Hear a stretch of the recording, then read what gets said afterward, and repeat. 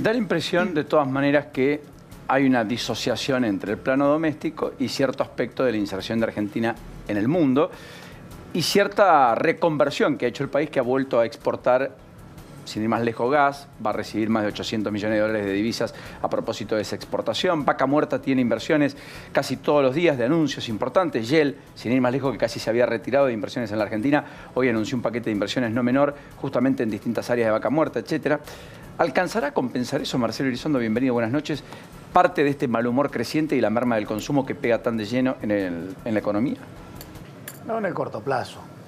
El año que viene las exportaciones van a crecer holgadamente a tasas de 2 dígitos, 17, 18%, sobre todo motivadas por una recuperación en la cosecha que parten de una base de comparación muy mala de este año por problemas climáticos. El año que viene eso va a generar un número mucho más holgado. Las exportaciones este año están en 61, 62 mil millones, el año que viene vamos a aportar 10 mil millones de dólares más. También porque Brasil va a traccionar un poco más y porque el tipo de cambio es un poco más cómodo, pero eso no llega tan rápidamente al bolsillo y al consumo. Quizás se note más el impacto en la gente común en el interior, a donde, si al campo le va mejor, se le derrama en términos de cambiar maquinaria agrícola, comprar una chata o aprovechar un buen negocio comprando un inmueble. Pero en las grandes urbes esto requiere un poco más de paciencia. Bueno, de hecho el dato de compraventa de campos en la provincia muestra que cayó 24%, mientras que en la ciudad la compraventa de inmuebles cayó 46%. Hay una dispersión también en las variables. No todo es el microclima de capital y conurbano. Y es verdad que cuando uno ve la destrucción de empleo de este año, que ha sido muy relevante, en el empleo formal y particularmente en el empleo industrial, al segundo y tercer cordón del conurbano le ha pegado como a nadie. Entonces ahí también es donde el gobierno ha perdido muchos escalones y donde la oposición ha recobrado impulso y fuerza en lugares en donde el gobierno nunca estuvo fuerte, por otra parte, ¿no? Y eso, el contexto externo, no va a cambiar o modificar sustancialmente la situación, ¿no me equivoco? El conurbano es una zona con una enorme cantidad de problemas estructurales, yo te diría 3. Primero, la inflación afectó el poder de compra aún de los que viven de programas sociales. Segundo, la situación fiscal impide ser más generosos con eso.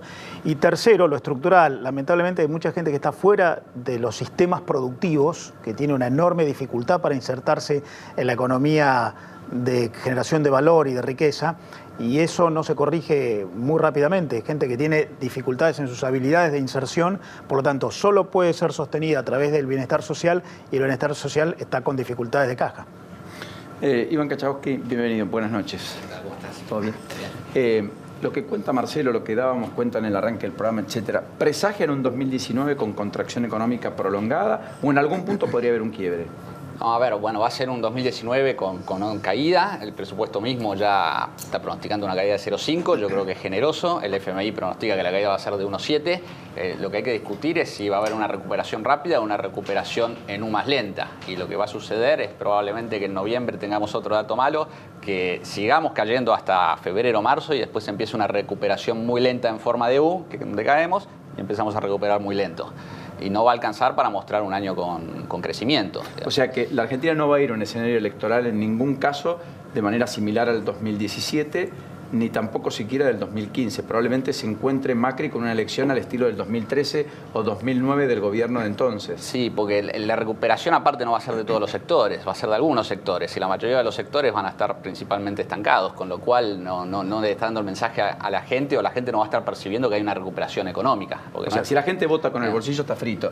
Si privilegia otros aspectos, quizás tenga chance y por eso es competitividad. Y a mí me da la impresión de que la gente no quiere ni volver atrás, pero tampoco está conforme con esto. Entonces el voto que pueda llegar a tener Macri es una especie de voto bronca hoy. Pese a que es el gobierno, es curioso, ¿no? Porque en general el voto bronca es contra el gobierno. Mariano, el dato de la economía, si lo podemos compartir de placa, la caída del 4% de octubre. Solo en pesca, algo de agricultura, hubo alguna mejora, algún repunte, pero después la mayoría de los sectores perdieron.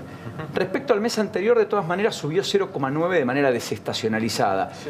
¿Eso puede estar marcando un quiebre en la tendencia o imagina que noviembre, diciembre van a seguir con números negativos, etcétera? Sé que es muy prematuro como para creer que ya puede ser un quiebre en la tendencia. Me parece que la caída va a profundizarse. En noviembre y diciembre también va a haber una contracción a nivel desestacionalizado. porque las variables macroeconómicas siguen sin dar buenos indicadores todavía. Me parece que no tenemos un panorama positivo. Tampoco 2019, coincido, ¿no? 2019 va a ser un año recesivo, incluso a mí me parece que puede ser más profunda todavía la recesión, porque el gobierno está retirando gasto en obra pública, planes sociales, tampoco creo que alcance porque cada vez hay más necesidades. Después la industria está muy degradada, muy caída, hay una destrucción de puestos de trabajo muy importante, los empleos que se han creado en los últimos años han sido muy precarios. El propio presidente de la Nación dijo que en 2017 se generaron 700.000 puestos de trabajo y cuando vas a las estadísticas registrados solamente hubo 195.000, de los cuales 130.000 fueron monotributistas. Con lo cual me parece que no hay una base sólida para crecer y de hecho hay muchísima inestabilidad e incertidumbre producto del modelo que se ha aplicado muy a favor de la especulación financiera y en detrimento de la actividad productiva. Sí es cierto, creo que sería muy raro que haya un fenómeno climático tan negativo como el que hubo este año. Posiblemente el sector agrícola pueda traccionar, pero explica el 8% del Producto Bruto Interno solamente. Las otras actividades están cayendo y en particular la obra pública también va a bajar. Ahora, respecto al empleo, me parece que no es menor el hecho de que durante los últimos años del mandato de Cristina Fernández de Kirchner lo que creció con un empleo privado estancado era el empleo público.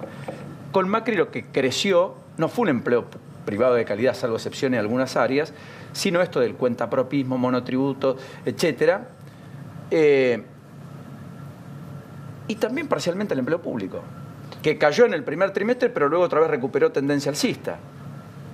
Sí, es cierto, digamos. Y no hicimos ninguna reforma profunda como para meritar que más gente entre al mercado laboral. No, es un poco el desequilibrio que, bueno, se viene hablando un poco estos días en los medios, de 8 millones en el sector privado que tienen que sostener a 20 millones que cobran un cheque del Estado, cuando esa proporción en el 2012 era 7-7. Entonces esto fue creciendo de tal magnitud que se hace muy difícil volver a equilibrarlo. Lo que necesitas es que gente que recibe planes sociales pueda volver al sector privado. Gente que estaba en empleo público pueda volver al sector privado. Ahora, ¿el sector privado está preparado para absorberlos? Hoy no. Hoy no. A estas tasas y con la falta de competitividad que tiene Argentina es muy difícil. Necesitas acompañar con otras reformas, reforma laboral, reforma impositiva. Vos necesitas bajar los impuestos. No puede ser que Argentina sea de los países de la región que más impuestos cobra. Cuando comparás con la región está por arriba. Entonces, por las tarifas estás por debajo. Entonces, vos lo que necesitas es generar empleo para que crezca el salario y puedan afrontar con las tarifas. El problema no son las tarifas, el problema es que el salario no acompaña. Y no acompaña porque tenemos impuestos muy altos. Respecto a los salarios y demás, esta es un poco la placa que compartíamos ayer cuando se había dado el dato.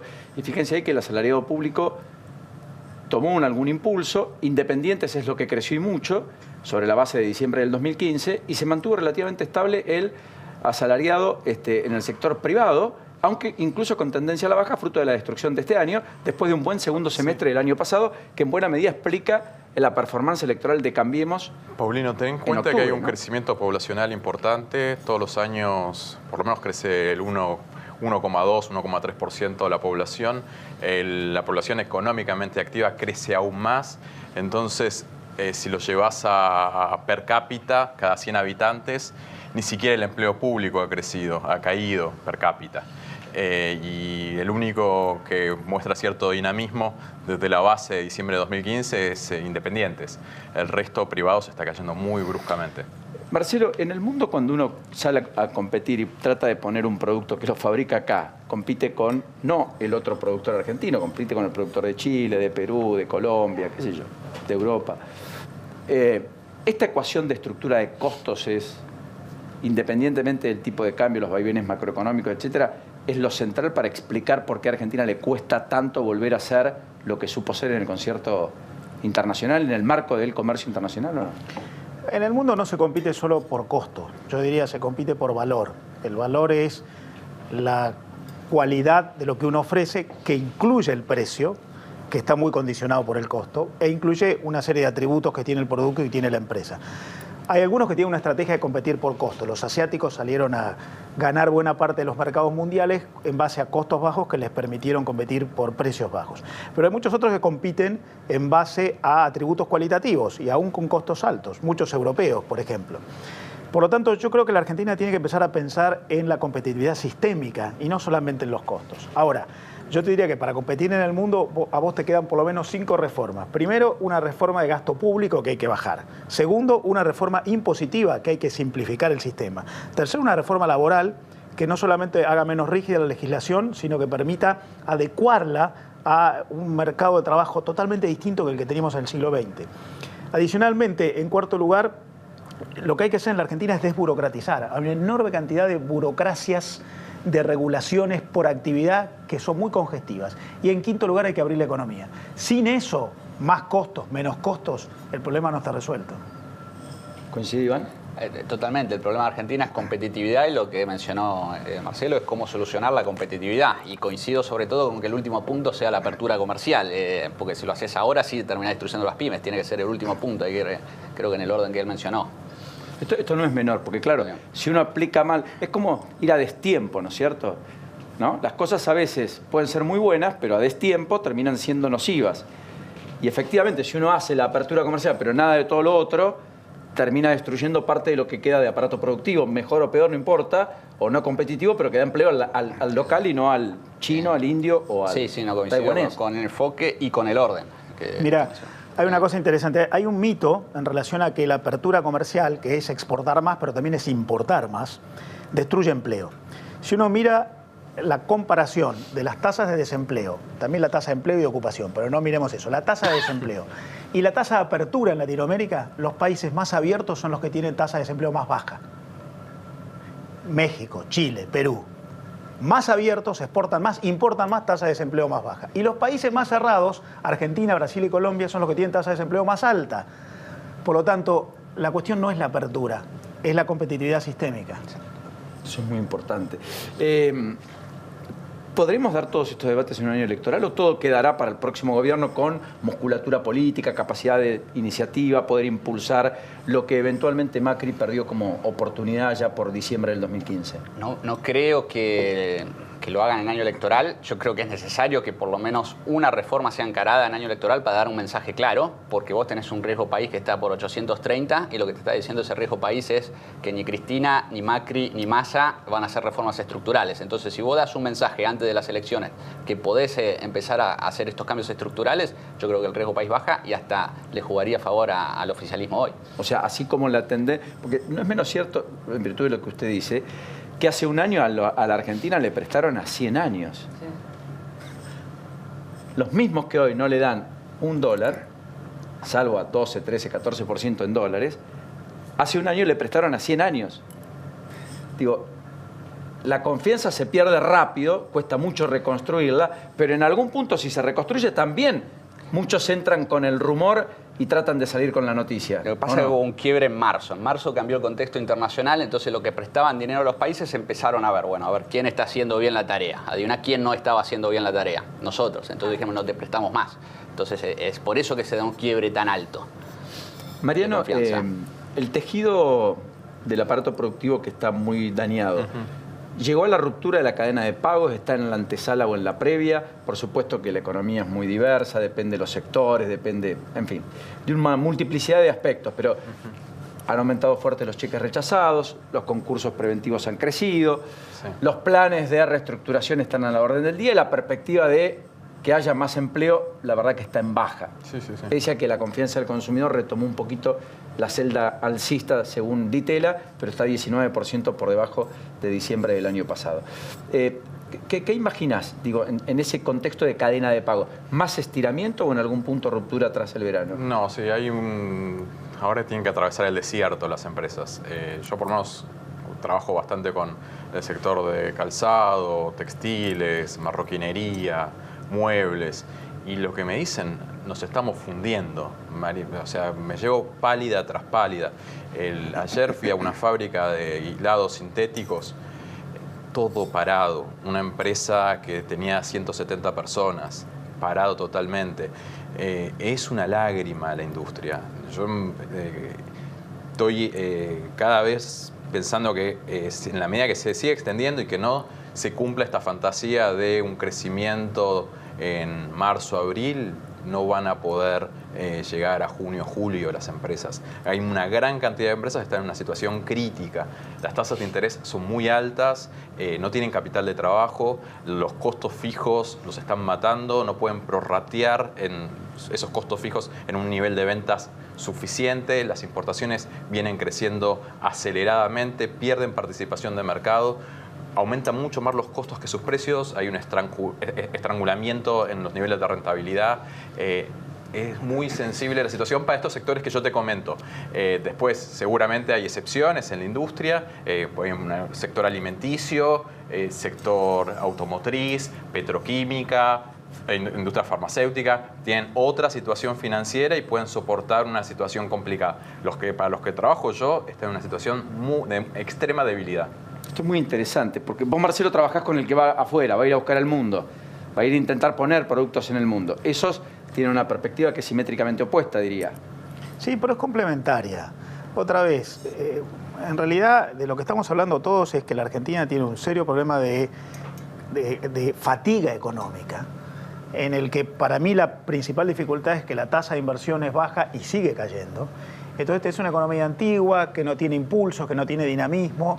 Entonces, la verdad es que le afecta tanto al que trabaja para el mercado doméstico, al que quiere exportar, al que quiere importar. Si vos tenés una economía que decrece 2,5 este año o 1,5 el año que viene, eso afecta a todos. O sea, Macri no ayudó a la modernización del aparato productivo, salvo excepciones. Las generalizaciones son injustas. La verdad que el tema energético, por ejemplo, Vaca Muerta ya está dando resultados. Hoy el sector exportador que más crece en términos porcentuales es el del gas y el petróleo como consecuencia de Vaca Muerta, y ahí hay un poroto a favor del gobierno.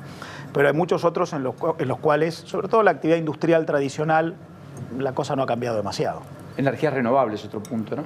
Tal vez favorable. Sí, sí. El agro siempre avanza en la Argentina, siempre se tecnifica y evoluciona. Pero otra vez, el sector de metalmecánico, químicos, plásticos, todos los sectores que Mariano mencionaba con los cuales él trabaja, son sectores que están muy castigados y muy afectados por el entorno.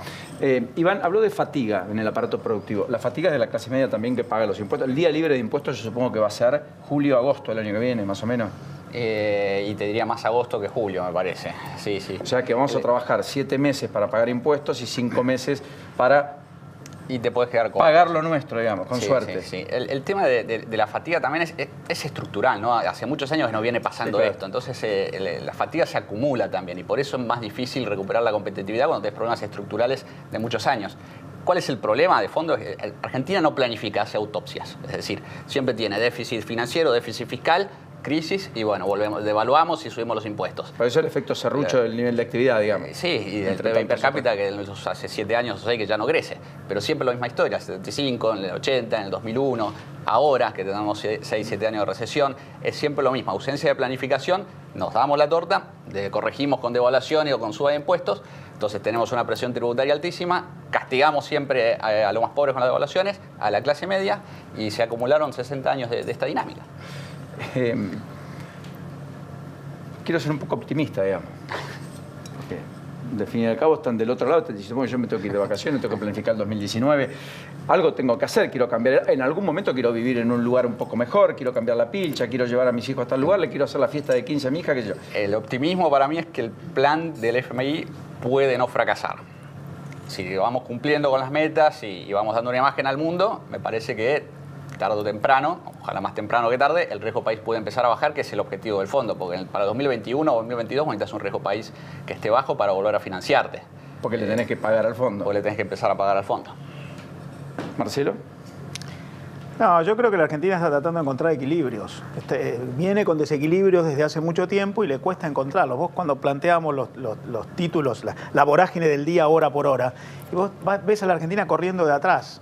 Empezó a ajustar tarifas, la devaluación la desajustó de nuevo. Me gusta esa imagen. Empezó a ajustar tipo de cambio, precios relativos en general, la devaluación y después la inflación y te corre de atrás y te alcanza el desequilibrio. Entonces me parece que el problema es que venís de atrás y estás corriendo al problema de atrás y nunca podés tomar al toro por las astas y resolver los problemas. Entonces mientras vengas de atrás siempre vas a llegar tarde. Sí, es tratar de remontar siempre un partido de fútbol, porque si en algún momento tenés que estar ganando para sentirte con Mira, capacidad yo soy de Boca, fuimos 3 veces ganando contra River y perdimos, así que quise ofender no a es una buena metáfora. Ojalá sea un mejor año, ¿eh? De corazón. Gracias, Marcelo, muy Un generoso placer. por este tiempo. Mariano, lo último, Iván, ¿le sorprendió la reglamentación de la renta financiera con esto que yo marcaba, de que alguien que tiene 200.000 pesos en plazo fijo y en promedio tuvo un interés de 70.000 pesos que en realidad le permitió conservar parte de lo que podía comprar a comienzos de año y ahora va a tener que una partecita de eso volcarlo en un impuesto que antes no tenía? Digamos, ¿estaba en línea con lo que se esperaba o fue más brutal de lo que se A mí especuló? me sorprendió el monto y me asusta un poco el riesgo, ¿no? Esto pasó algo similar en febrero y hay un riesgo de que esto entonces incentive que la gente quiera más dólares.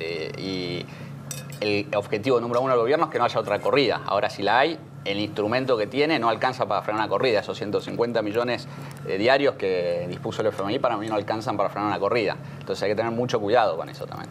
Porque lo que vos marcás es esto, claro. Si yo invierto en pesos y me van a cobrar impuestos, bueno, compro el dólar, lo dejo ahí, total sé que es moneda dura, todo está en referencia a, en todo caso no me va a poder perder poder de compra y quizás si hay tensión o hay explosión, Está ese riesgo, digamos.